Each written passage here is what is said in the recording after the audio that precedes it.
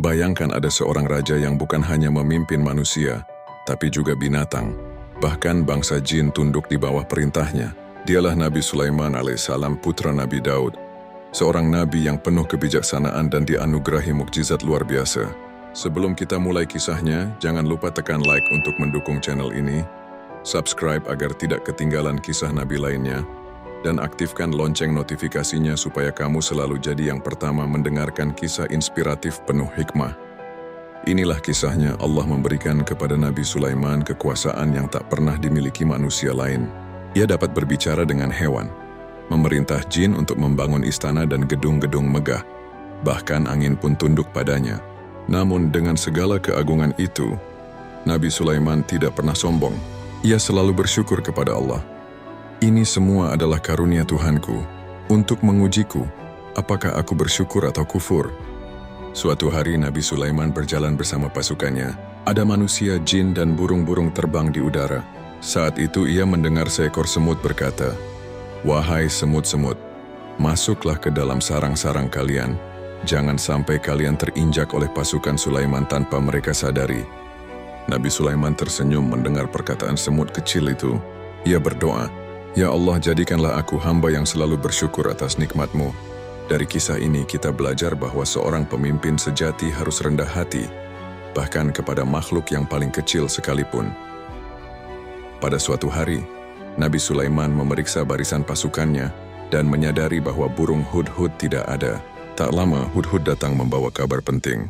Ia berkata, "Aku datang dari negeri Sabah. Aku mendapati seorang ratu bernama Bilqis yang memimpin mereka. Namun mereka menyembah matahari bukan Allah."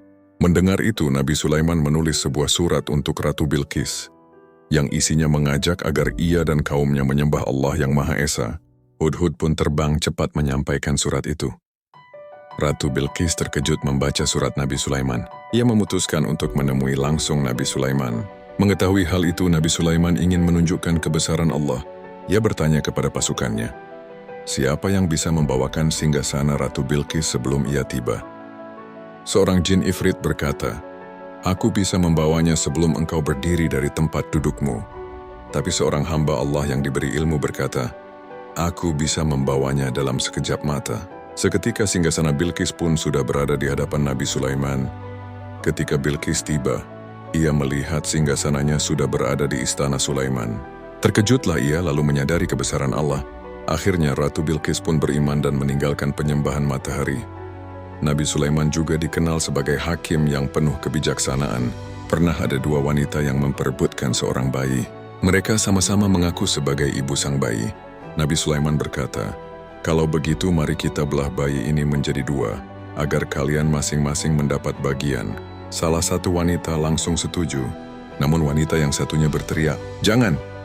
Biarkan bayi itu hidup meskipun harus diserahkan kepada dia." Dengan bijak, Nabi Sulaiman memutuskan bahwa wanita kedua itulah ibu kandung yang sebenarnya, karena ia rela kehilangan demi menyelamatkan anaknya. Inilah bukti kebijaksanaan luar biasa Nabi Sulaiman. Kisah Nabi Sulaiman mengajarkan bahwa kekuasaan, kecerdasan, dan kekuatan sejati hanyalah titipan Allah. Semakin besar karunia yang diberikan, semakin besar pula tanggung jawab untuk bersyukur dan berlaku adil. Sebesar apapun kelebihan kita, jangan lupa bersyukur, jangan sombong, dan gunakanlah untuk kebaikan. Karena itulah Nabi Sulaiman selalu dikenang sebagai raja yang penuh kebijaksanaan dan hamba yang selalu tunduk kepada Allah. Kalau kamu merasa kisah ini bermanfaat, silakan tekan tombol like, tulis pendapatmu di kolom komentar, dan jangan lupa share video ini ke teman atau keluarga agar semakin banyak yang mendapat pelajaran dari kisah Nabi Sulaiman. Dan tentu saja tekan tombol subscribe sekarang juga, karena masih banyak kisah Nabi dan cerita inspiratif lain yang akan kami bagikan khusus untukmu. Sampai jumpa di kisah berikutnya.